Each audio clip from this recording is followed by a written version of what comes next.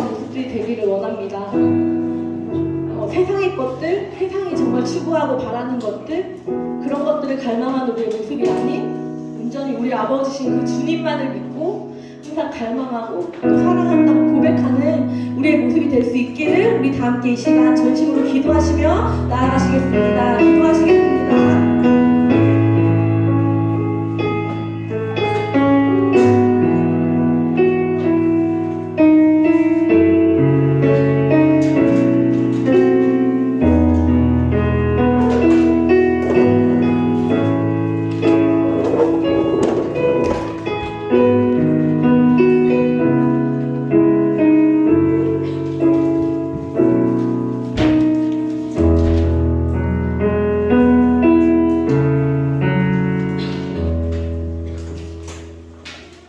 기도하시겠습니다. 하나님 아버지, 일주일 동안 우리를 지켜주시고 이렇게 주님의 날에 한자리에 모여 예배드릴 수 있게 하심에 감사드립니다. 하나뿐인 아들을 우리를 위해 아낌없이 내어주신 하나님의 그 크신 사랑을 늘 기억하며 살게 해주시고 우리 중등부 친구들이 사랑받기 위해 태어난 소중하고 존귀한 존재라는 것을 잊지 않게 해주세요.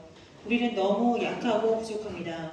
지난 한 주 우리가 알게 모르게 지은 죄를 용서해 주시고 어떠한 시험과 유혹, 어려움이 와도 넘어지지 않도록 꼭 붙잡아 주시고 우리 삶의 모든 문제를 주님께 맡기는 믿음 주시옵소서. 우리의 시선을 문제가 아닌 하나님께 돌리고 약할 때 강함 주시는 하나님만 의지하게 해주세요. 지금 학교에서 시험이 끝난 친구들도 있고 이번 주에 시험을 앞두고 있는 친구들도 있습니다. 시험이 끝난 친구들은 결과로 인하여 좌절하거나 낙심하지 않게 마음과 생각을 지켜주시고 시험을 앞두고 있는 친구들은 하나님께 지혜를 구하고 끝까지 최선을 다할 수 있도록 건강을 지켜주시고 함께해 주세요. 우리 중등부의 모든 친구들이 믿음의 공동체 안에서 잘 성장하여 다음 세대를 이끌어 나갈 제목들이 되기를 소망합니다. 또한 중등부를 섬기는 우리 귀한 선생님들, 하나님이 주시는 건강과 능력을 힘입어 우리 아이들을 더욱더 사랑하고 하나님과의 교제 가운데 받은 은혜를 흘려보내는 통로가 되게 하여 주시옵소서.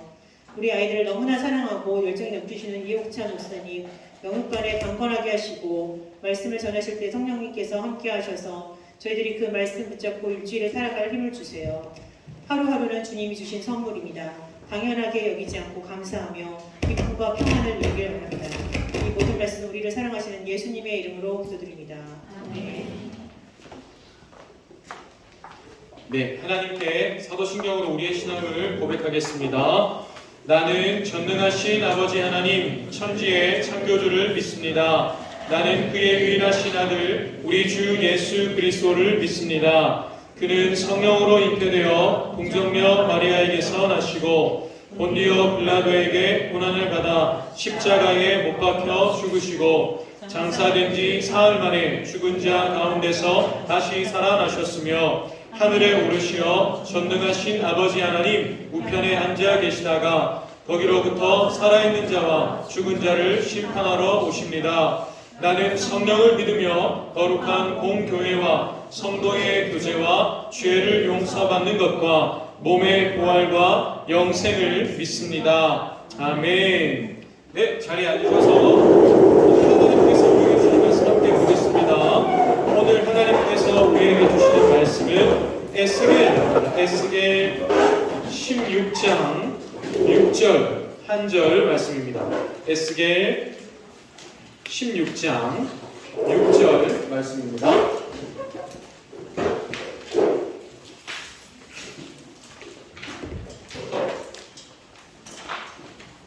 에스겔 16장 6절 목사님이 가지고 있는 성경으로 구약성경 1170쪽에 있습니다. 구약성경 1170쪽에 있는 에스겔 16장 6절 말씀입니다. 에스겔 16장 6절. 네, 성경 있는 친구로 찾으면 좋겠습니다.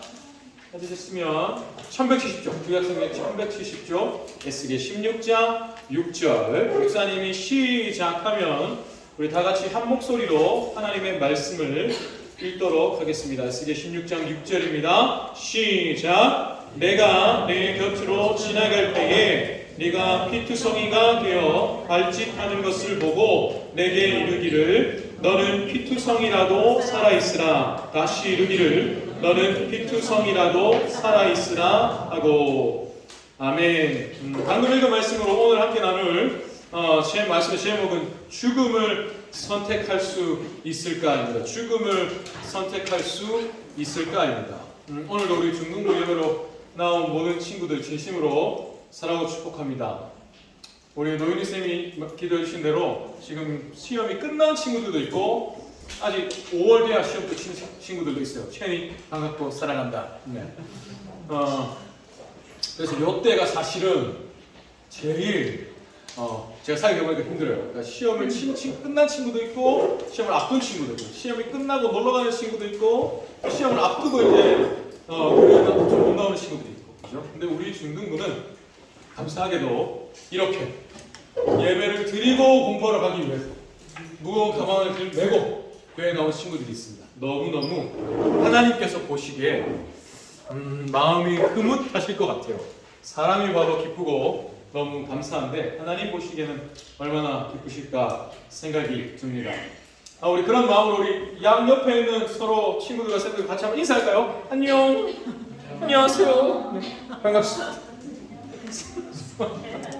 1994. 1994. 목사님 사모님이 1994년생이야. 1994. 예, 감사합니다. 미안하다. 예. 오늘은 이 시험 기간을 맞아서 특별히 이렇게 주제를 정해서 우리 4월에 보면은 4월에 6월에 이제 시험 기간, 중간고사, 기말고사 있는 기간에 주제를 가지고 이제 특강을 한 접씩 하려고 목사님 마음을 먹고 있었어요. 그래서 이제 오늘은 아무래도 평소 설교보다는 조금 시간이 길지 않을까 싶어서 지난주 설교 말씀으로 우리가 늘 하는 이제 퀴즈 시간은 오늘은 스킵하도록 하겠습니다. 대신에 목사님이 강의를 하다가 특강을 하다가 잘 듣는 친구들을 목사님이 잘 봐뒀다가 반별 모임 시간에 선물을 배달해 드리도록 하겠습니다. 이해되셨죠? 예. 그래서 오늘 나누는 내용을 잘 듣는 친구들에게 목사님이 사랑의 선물을 반별 시간에 드리도록 하겠습니다. 목사님은 첫 시간 주제를 생각을 했었어요. 근데 최근에 우리가 부활주일 때 메멘토 모리라는 제목으로 말씀을 우리가 들었습니다. 무슨 뜻이었죠? 메멘토 모리? 죽음을 기억하라. 그러니까 예수님께서 우리를 위해 죽음을 이기고 부활하신 부활의 은혜를 우리가 참되게 기억을 하려면 주님이 이기신 죽음을 기억해야 한다. 그래서 우리의 인생도 우리의 죽음을 기억할 때 우리에게 주신 부활의 은혜를 깊이 이해할 수 있다. 이렇게 이제 설교를 전했습니다. 근데 그날 설교를 마치고 이제 반별 모임도 하고 선생님들과 같이 이제 교사회를 잠깐 모였어요. 근데 그때 그날 설교를 마치고 죽음이란 것에 대해서 우리 친구들이 평소에 갖고 있던 생각을 조금 목사님이 전해 들을 수 있었어요. 특별히 이제 우리 친구들이 안락사와 같이 최근에 들어서 이슈가 되는 한 죽음의 형태라고 할 수 있죠.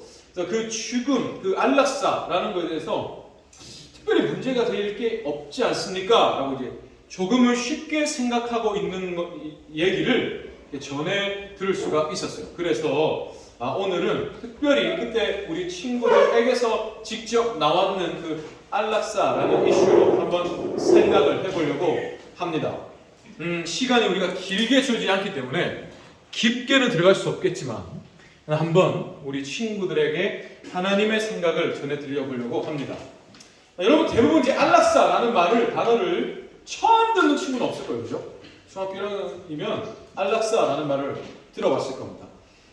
편안한 죽음이죠. 그냥 말 그대로 안락사, 안락하게 죽는 죽음. 영어로는 유스네시아 뭐 이렇게 얘기돼 있는데 이게 영어 같지 않죠? 이게 어원적으로 아름다운 죽음이라고 하는 라틴어에서 나왔다고 합니다. 그러니까 아름다운 죽음, 뭐 편안한 죽음 이런 게 이제 안락사라는 거예요. 사실 이거는 과거에는 존재하지 않았던 생각이었어요. 예전에 그러니까 사람들이 자기가 무슨 병에 걸린지도 알 수 없고 또 그래서 내가 어떤 병에 걸렸고 이런 것도 알지 못하고 사망에 이르거나 혹은 사람을 살릴 수 있는 길이 많지 않아서 사람들이 그냥 이렇게 지금보다 죽을 이유들이 많았던 때에는 안락사라는 개념이 있지 않았습니다. 오히려 의학이 발달해서 고칠 수 있는 병의 수가 많아지고 사람을 살릴 수 있는 길이 많아지면서 사람들에게 평균 수명이 높아지면서 안락사라는 문제가 생겨났어요. 사람을 살릴 수 있는 길이 늘어났는데 새롭게 생겨난 죽음의 개념인 거죠. 좀 아이러니하죠. 그러면 왜 이런 안락사라는 개념이 생겼을까? 안락사는 소위 이제 죽음에 대한 자기 결정권에서 출발을 합니다. 죽음에 대한 자기의 결정권이라는 거. 그러니까 내가 내 죽음을 결정한다는 거죠. 내가 어떤 심한 질병에 걸려서 굉장한 고통, 또 이게 의학적으로 치료가 큰 의미가 없는 내가 고통 가운데 있을 때 내가 굳이 치료를 받느라고 고통당하기 싫다. 고통 속에 죽기 싫다. 혹은 내가 이렇게 치료를 계속해서 이어가면서 내 가족들이 나 때문에 고통당하기가 싫다. 그래서 내가 내 생명을 종결하겠다. 라는 것에서 출발한 게 이제 안락사였습니다. 말씀드린 것처럼 모든 경우에 안락사가 이렇게 허용되는 것은 아니고 질병 때문에 의학적으로 치료가 불가능한 혹은 극심한 고통 중에 있고 뇌사나 식물인간 상태나 이렇게 치료를 더 이상 시도하는 게 의미가 없을 것 같습니다라는 어떤 의학적인 판단이 있을 때 이제 이 안락사라는 것을 택할지 말지가 이제 허용이 된다는 거예요. 따라서 이제 기본적으로 안락사는 환자가 스스로 죽는 건 아닙니다. 그러니까 환자가 내가 죽겠다, 내 스스로 죽음을 할 수 있는 건 아니고 나는 아무런 힘이 없어. 다만 이제 내가 스스로 결정을 할 수 있죠. 그래서 의사나 혹은 가족들에 의해서 또 그 동의를 얻은 가족들에 의해서 다른 사람들을 통해서 이제 내가 죽음을 맞는 겁니다. 죽을지 말지를 내 본인이 결정하지만 다른 사람에 의해서 결정하는 것. 근데 이 안락사에는 크게 두 가지가 있어요. 첫째로 적극적인 안락사가 있고 둘째로 소극적인 안락사가 있습니다. 적극적인 안락사는 의사가, 그러니까 환자가 의사에게 이야기를 해서 의사가 이 환자에게 어떤 진정제를 필요 이상 많은 양으로 투여한다든지 해서 어떤 적극적인 방법을 시도해서 죽음을 앞당기는 겁니다. 이게 적극적인 안락사고, 소극적인 안락사는 환자 본인이나 혹은 환자가 이제 의식이 없는 상태에서 더 이상 치료가 의미가 없습니다 했을 때 가족들의 동의에 의해서 더 이상 이제 죽음을 막고자 하는 치료를 중단하는 거예요. 치료를 시도하면 죽음을 막거나 죽음을 미룰 수가 있죠. 근데 그걸 이제 중단하는 거예요. 그래서 죽음을 그냥 맞이하는 것. 이게 이제 소극적인 안락사입니다. 현재 우리나라에서는 법적으로 소극적인 안락사만 인정이 돼요. 뭔가 다른 사람의 도움을 받거나 이렇게 하면 법적으로 처벌을 받게 됩니다. 자, 그럼 여러분, 이게 이제 기본적인 안락사라는 거에 대한 이제 개념인데요. 여러분이 안락사라는 것에서 어떻게 생각합니까? 안락사는 가능할까요? 불가능할까요? 안락사는 옳을까요? 옳지 않을까요? 다양한 생각이 있을 수 있습니다. 그죠? 그런데 우리는 우리의 생각보다 더 위에 있는 게 있죠. 하나님의 생각입니다. 하나님은 그럼 이 문제를 어떻게 생각하실까? 라는 게 이제 우리의 관건이죠. 근본적인 출발부터 한번 생각을 해봐야 합니다. 아까 안락사가 죽음에 대한 자기 결정권에서 출발한다고 했잖아요. 안락사는 근본적으로 내가 내 죽음을 결정한다는 겁니다. 그죠? 내가 내 생명과 죽음의 그 경계를 내 스스로 결정하겠다라는 거에서 출발을 하거든요. 그럼 이게 결국 엄밀히 말하면 내가 내 생명의 주인이라는 생각에서 출발을 합니다. 그러니 내가 내 생명 죽음을 결정하겠다는 거죠. 사랑하는 여러분, 그럼 내가 내 생명의 주인입니까? 내가 내 생명의 주인이면 내가 왜 죽어야 합니까? 아까 내가 고통받지 않고 편안하게 죽기 위해서 안락사를 선택한다는 건데, 그럼 내가 내 생명의 주인이면 애초에 나에게 이런 고통이 오지 않게 내가 할 수 있었어야 하는 거 아닐까요? 또 내가 내 생명의 주인이면 그럼 나는 내가 원하는 대로 태어났어야죠. 근데 내가 내 생명의 주인이면 내가 태어난 때, 장소, 조건을 선택할 수 있었어야 하는 거 아닙니까? 여러분 중에 그렇게 해서 태어난 사람 있습니까? 아무도 없어. 나도, 그러니까 내가 내 생명의 주인이면 나도 목사님처럼 생기게 태어났어야죠. 근데 그렇지 않잖아요. 그죠? 우리는 내가 세상에 태어나고 자라고 살아가고 죽을 때까지 내 뜻대로 되지 않는 게 훨씬 많습니다. 이미 내가 세상에 태어난 것, 그 출발부터 내 뜻대로 된 게 아니죠. 그럼 내가 세상을 떠날 때 그 방법도 난 알지 못합니다. 그죠? 그러니까 무슨 말입니까? 내가 언제 어떻게 죽을지 나는 몰라요. 근데 내가 내 생명의 주인이라고 할 수 있습니까? 그래, 내 생명의 주인은 내가 아니라는 겁니다. 하나님의 말씀은 그렇습니다. 내 생명의 주인은 그럼 누구실까요? 나를 만드신 분이겠죠. 나를 만드신 하나님이 내 생명의 주인이십니다. 그러면 내가 내 죽음을 선택할 수 있습니까?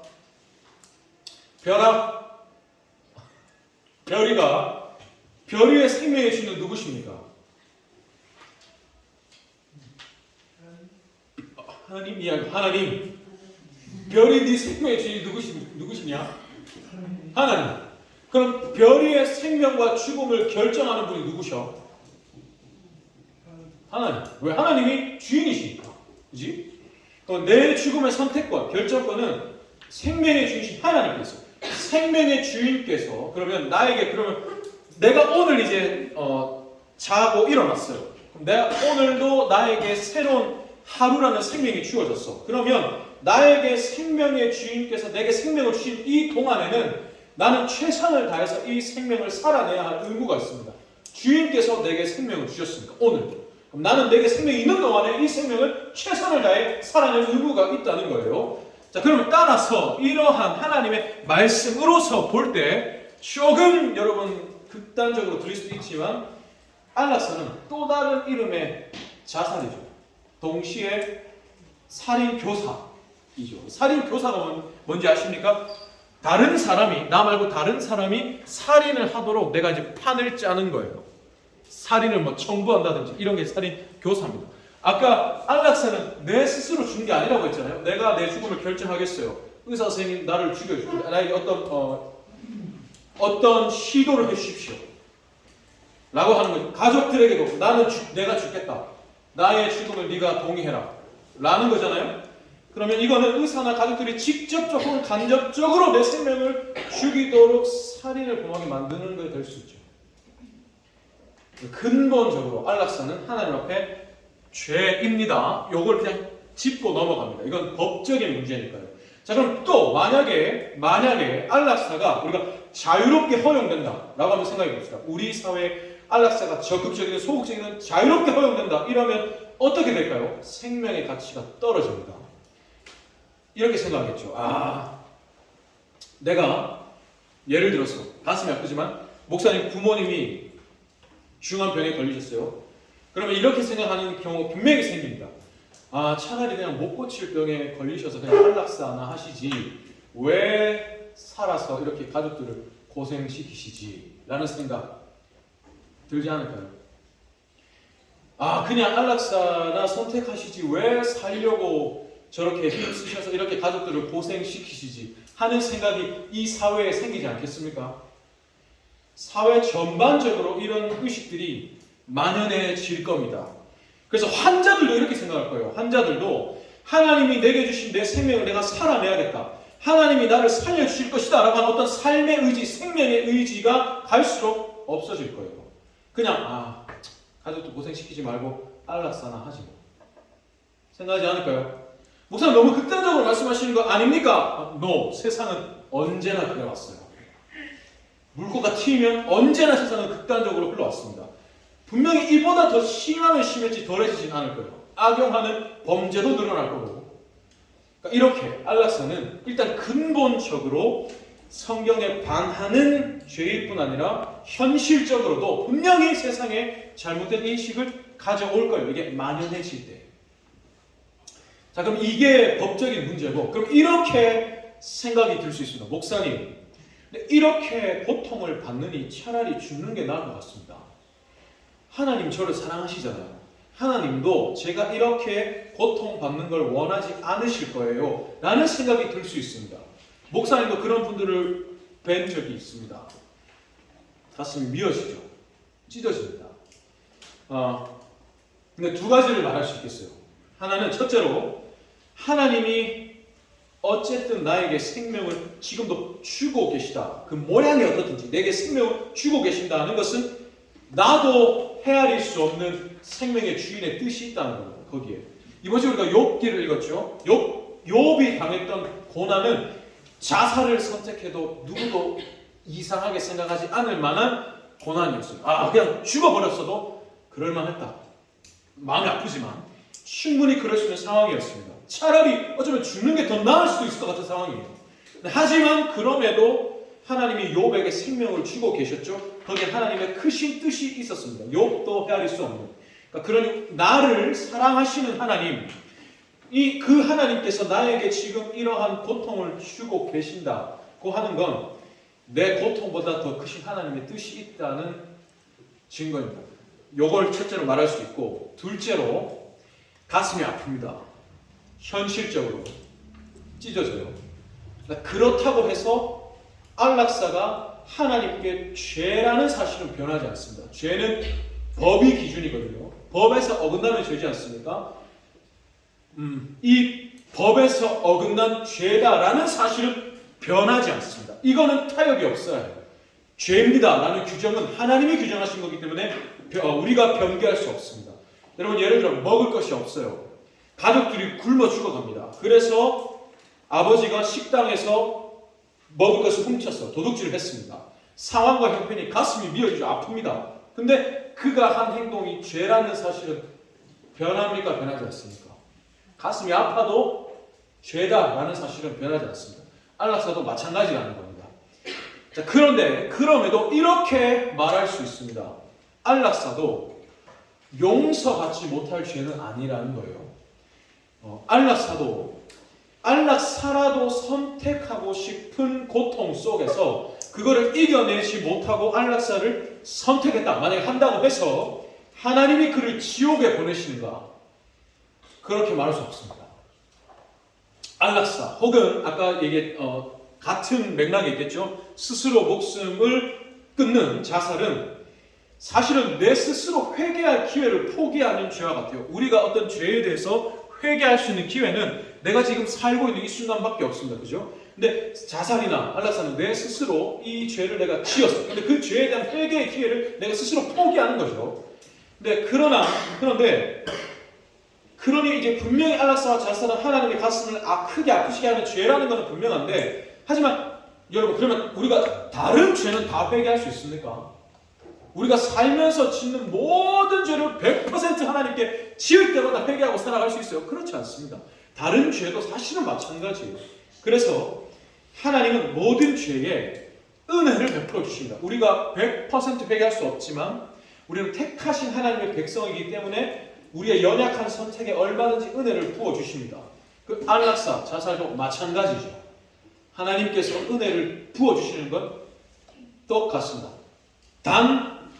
그러나 이 말이 그렇다고 해서 그럼 안락사, 자살을 해도 됩니다. 이런 말은 아닙니다.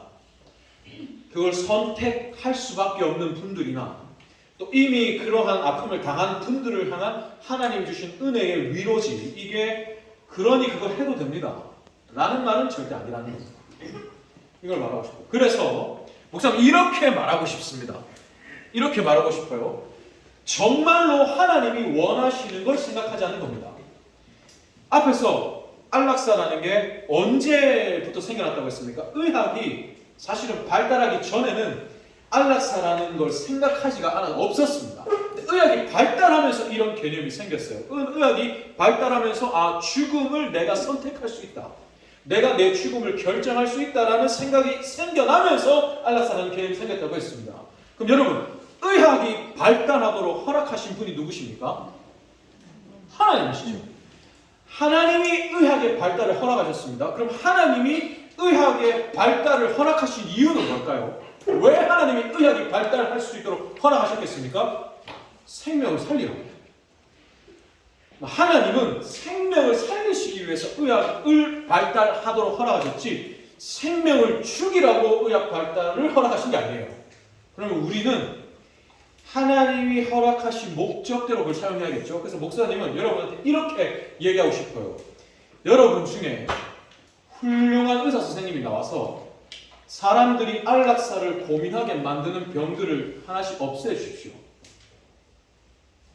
고통 가운데 사람들이 고통 가운데 이 병에 걸려서 고통 속에서 내가 그냥 차라리 이걸 포기하고 그냥 끝내고 싶습니다라는 생각이 들 만한 그런 병들을 여러분이 좀 없애달라는 겁니다. 하나님이 허락하신 의학 발달을 여러분이 사용해서 그냥 차라리 이렇게 적극적으로 말하고 싶습니다. 이게 옳습니까? 그럽니까? 이걸 그냥 넘어서는 겁니다. 하나님이 거기에 은혜를 주시니까요. 그 주에 우리는 하나님이 원하신 걸 생각하자는 거죠. 또 하나 반드시 기억하길 원합니다. 아까 아름다운 죽음이라고 했습니다. 유스네시아, 아름다운 죽음. 여러분, 죽음이 아름다운 게 아니라 생명이 아름다운 겁니다. 물론 아름답게 기억되는 죽음들이 있어요. 역사 가운데 그분의 죽음을 생각할 때 아름답다라고 기억되는 죽음들이 있습니다. 근데 그 아름답게 기억되는 죽음들의 공통점이 뭡니까? 전부 그 죽음 때문에 다른 생명을 살렸다는 거예요. 아름답게 기억될 수 있는 죽음은 오로지 다른 생명을 위한 죽음밖에 없습니다. 예수님이 우리의 생명을 위해 죽으셨던 것처럼. 그러니까 정말로 아름다운 건 생명입니다. 물론 우리는 죽어도 천국에 가기 때문에 우리에게는 죽음도 아름답습니다. 하지만 그것도 죽음이 끝이 아니고 그 후에도 생명이 있다는 사실이기 때문에 이게 아름다운 거예요. 생명이 아름다운 겁니다. 다시 한번 말하지만 정말로 아름다운 건 생명입니다. 차라리 죽는 게 낫겠다. 생명을 포기하는 게 낫겠다. 아닙니다. 생명이 죽음보다 아름답습니다. 이 세상에도 그런 삶을 살았던 사는 사람이 지금도 많습니다. 여러분, 닉 부이치치라는 사람 압니까? 태어날 때부터 두 팔, 두 다리가 없는 사람입니다. 그러니까 이 밑에 보이세요? 조그만 이거 뭔지 모르겠는데 저게 발입니다. 그나마 있는 발도 발가락 2개밖에 없어요. 다리가 없습니다. 팔이 없어요. 이렇게 태어났습니다. 이렇게 아기가 태어났는데 팔, 다리가 없어. 그러면 세상의 논리대로 얘는 그냥 죽는 게 낫지 않습니까? 차라리. 근데 지금 닉 부이치치는 전 세계를 다니면서 복음을 전하는 목사님이에요. 한 아내의 남편이고요. 4아이의 아버지입니다. 자녀가 4명이나 있어요. 심지어 골프와 수영이 취미입니다. 상상이 되세요? 골프를 어떻게 칩니까? 골프를 칩니다. 영상이 있어요. 수영을 하면 유튜브에 쳐보세요. 그런 거 보라고 있는 겁니다. 쳐보세요. 있습니다. 행복하게 살아갑니다. 여러분, 이렇게 생명이 아름다운 겁니다. 생명의 주인께서 아름다운 분이시죠. 그러니 그분이 주시는 생명은 반드시 아름답습니다. 이걸 꼭 기억하면 살아가려고요. 그래서 마지막으로 오늘 우리가 아까 읽었던 본문을 읽고 마치겠습니다. 오늘 본문 말씀, 이 말씀은 하나님이 이 말씀을 주실 때 이스라엘은 나라가 멸망한 상태였습니다. 나라는 멸망하고 백성들은 다 이방의 포로로 끌려가 있는 상태였어요. 비참한 상태였습니다. 이제 이스라엘이라는 나라는 끝장이 났어요. 역사에서 사라졌습니다. 근데 하나님이 이스라엘에게 내가 너희를 회복시키겠다 말씀하시는 거예요. 내가 정한 때에 내가 너희를 다시 회복시킬 거야. 그러니 너희는 지금 너희의 그 고통의 때를 조금만 참고 견뎌라 라고 하시면서 하신 말씀이 이겁니다. 한번 다 같이 한번 한 목소리 읽어볼게요. 시작. 너는 살아있으라. 다시 이르기를 너는 피투성이라도 살아있으라. 피투성이라도 살아만 있어라 라는 겁니다. 지금 이 장면은 하나님이 이렇게 묘사를 하신 거예요. 태어나자마자 버려진 아기의 모습으로 이스라엘을 묘사하신 겁니다. 태어나자마자 버려져서 흙바닥에 뒹굴고 있는 피투성이 아기. 그게 지금 너와 너희의 모습이라는 겁니다. 버려졌죠. 피투성입니다. 흙바닥에 굴고 있어요. 비참하죠. 소망이 없습니다. 차라리 죽는 게 나을 것 같은 그런 모습이에요. 근데 하나님 뭐라고 하세요? 내가 너희를 살게 할 것이니 피투성이라도 살아만 있어라. 이게 하나님의 마음입니다. 살아만 있어라. 내가 너희의 생명을 가치 있게 할 거야. 내가 너희의 삶을 아름답게 할 거야. 그러니 너희는 사랑하기 시작. 생명이 아름답다. 내가 너희의 생명을 아름답게 만들어갈 가능성을 너희 스스로 파괴하지 마. 내가 너를 만든다. 너는 살아만 있어라. 이 말입니다. 사랑하는 하나님은 우리가 살아만 있기를 원하세요. 그러려고 생명을 주신 겁니다. 아들을 죽이시면서 우리에게 생명을 주셨어요. 살아. 나와 함께 살자. 때로는 아파요. 때로는 포기하고 싶을 때도 있습니다. 그러나 여러분 살아만 내면 됩니다. 살아만 계세요. 그럼 반드시 하나님이 우리의 생명을 아름답게 하십니다.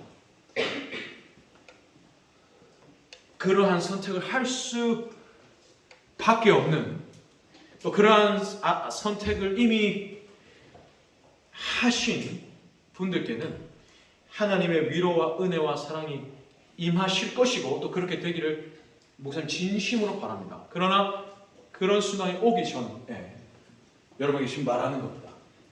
하나님의 말씀, 사랑하기 사랑. 내가 너에게 준 생명을 포기하지 말고 사랑하기 사랑. 이러한 하나님의 마음을 여러분이 알고 이러한 방향으로 여러분 우리의 삶을 살아낼 수 있기를 진심으로 소원합니다. 예, 우리 이제 함께 한번 찬양할까요? 하나님께서 우리의 존재를 아름답다, 귀하다, 사랑한다 하여 주십니다. 나는 네가 너 스스로 생각할 때 나 같은 사람은 사랑받기에 너무 사랑받을 만한 조건이 없어. 나는 이것도 없고 저것도 없고 이렇게 부자도 저것도 없을게요. 그러나 그럴 때도 나는 너를 사랑해. 사랑했고 사랑하며 사랑할 거다 하여 주시는 하나님의 마음이 있습니다. 그 하나님의 마음이 그 하나님이 우리의 삶 가운데 지금도 임하여 오십니다. 그러한 마음으로 함께 찬양하고 우리 오늘 예 감사합니다. 우리 2학년 2반 친구들 성민이와 봉사해 주면 되겠습니다. 함께 찬양하겠습니다.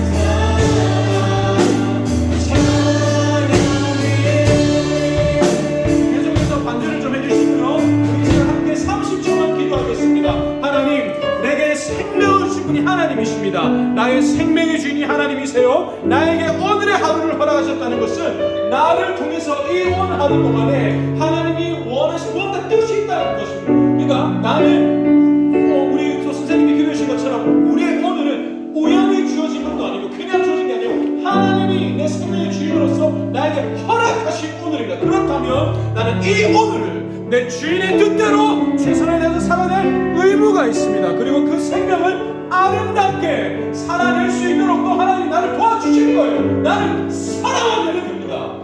주를 보고 주를 사랑하며 주를 쫓아가기만 하면 돼요. 그러면 주께서 내 삶을 이끌어주십니다. 그렇게 하겠다고 약속해 주세요. 나는 그렇게 하기 위해서 내 아들도 아끼지 않고 너에게 왔다 말씀해 주십니다. 그 주님이 오늘도 나와 함께하여 주십니다. 그러니까 주님, 내 삶의 주인이 하나님이심을 내가 기억합니다. 내 생명의 주인의 뜻대로 내가 이 생명을 살아낼 수 있기를 원해요. 도와주세요. 때로는 이게 포기하고 싶은 말이 들 수도 있으나 그럴 때도 내가 주를 기억하기 원합니다. 함께하여 주세요. 내 삶을 아름답게 인도해 주세요. 이 시간 함께 여러분도 기도하시고 우리 신생님들도 친구들과 함께 30초만 기도하겠습니다. 주여 한번 부르고 기도하겠습니다. 주여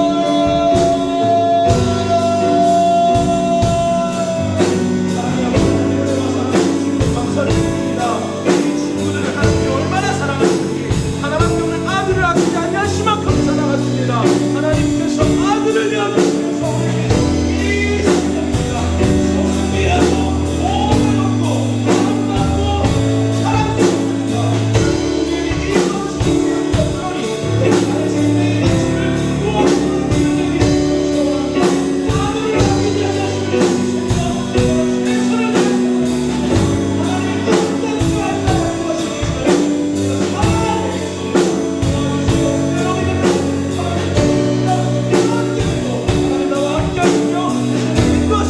아름답고 아름다운 것이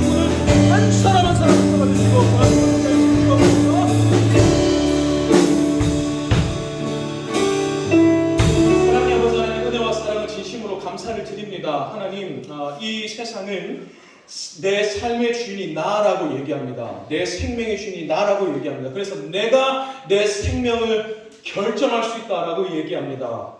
내가 내 생명의 주인이니 내 뜻대로 내가 원하는 대로 판단하고 선택하고 살아갈 수 있다고 얘기합니다. 세상은 그렇게 얘기해요. 그러나 하나님은 그렇게 말씀하지 않으십니다.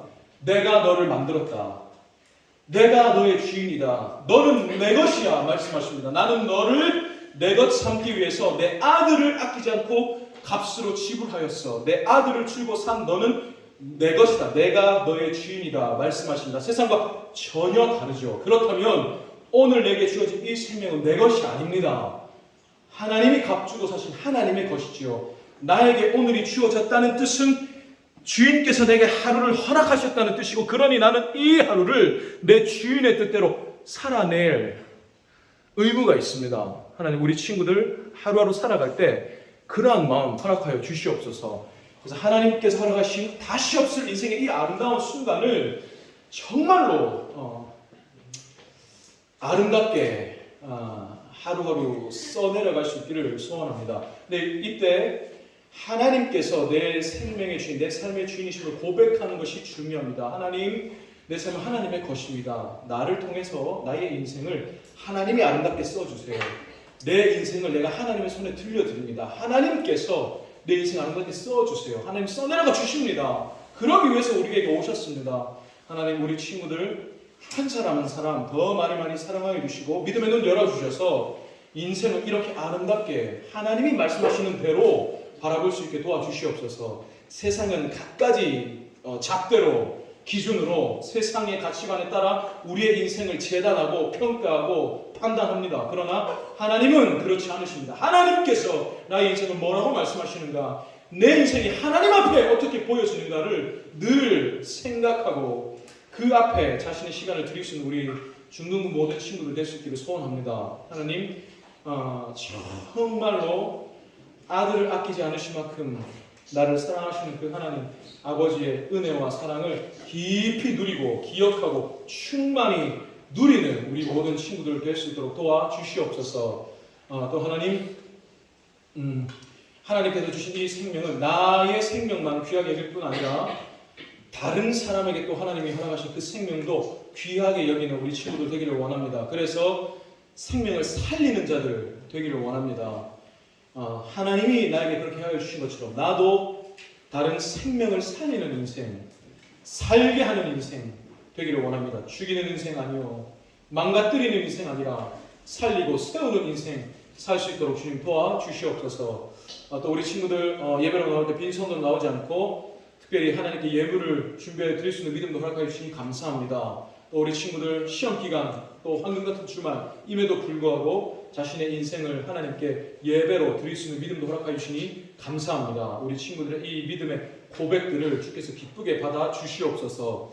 우리 선생님들도 동일한 마음으로 또 동일한 사랑과 은혜로 이 자리에 나와왔습니다. 우리 친구들을 위해서, 주께서 사랑하시는 우리 친구들을 위해서, 사랑하는 내 믿음의 후배요 자녀들을 위해서 자신의 시간을 이렇게 들이셔서 섬기십니다. 하나님, 우리 선생님들의 모든 헌신과 수고 그것들로 다 기쁘게 받으시고 우리 친구들의 삶 가운데 그 열매를 맺어 주시옵소서. 우리가 울겠습니다. 우리가 눈물로 씨를 뿌리겠습니다. 우리의 눈물을 씨앗으로 삼으셔서 우리 친구들의 삶을 선한 열매로 맺어 주시옵소서.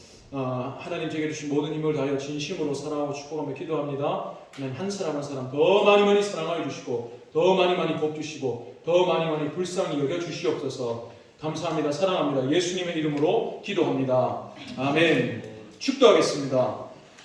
여호와는 내게 복을 주시고 너를 지키시기를 원하며 여호와는 그의 얼굴을 내게 비추사 은혜 베푸시기를 원하며 여호와는 그 얼굴을 내게로 향하여 드사 평강 주시기를 원하노라. 아멘.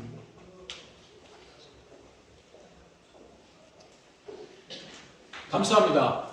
제가 아까 시작할 때 인사를 못했는데 우리 승빈 쌤이 그 휴가 맞았는데 같이 와서 찬양팀, 아까 찬양팀 할 때 여러분 몰랐죠? 선생님이 한 명 있었습니다. 네. 우리 승빈 쌤 한번 잠깐만 일어나시면 박수로 우리 찬양할까요? 네. 감사합니다. 선생님은 우리 작년에 1학년 반 담임도 섬겨주시고 찬양팀으로 드럼 선생님도 섬겨주셨죠. 황승빈 쌤이요. 우리 1학년 친구들은 잘 모를 수 있어서 소개합니다. 군대 휴가 나와서 같이 중등 예배를 드리려고 왔어요. 저녁하면 또 계속 중등 모여서 할 겁니다. 7월 27, 89 중등부 수련입니다. 오실 일 없다 일단 얘기합니다. 7월 27, 89 중등부 수련. 감사합니다, 선생님. 네, 우리 부장 선생님 나오셔서 광고 말씀 드려주시겠습니다.